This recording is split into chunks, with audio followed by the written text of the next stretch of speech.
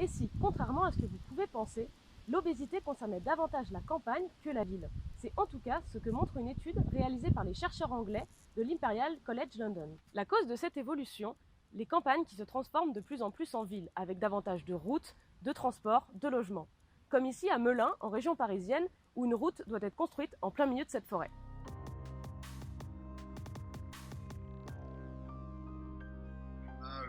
Des zones qui sont plus ou moins touchées. Le nord de la France semble être plus touché que d'autres régions comme la région parisienne. C'est bien sûr qu'il faut le ramener toujours au tissu économique, à la possibilité d'avoir des infrastructures.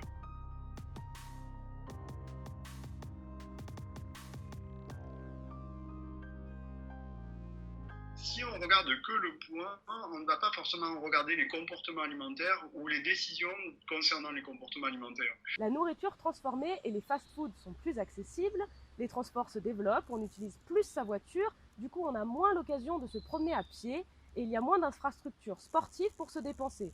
Autant de nouveaux éléments qui encouragent les risques d'obésité. L'étude appelle donc à mettre en place dans les campagnes des politiques contre l'obésité.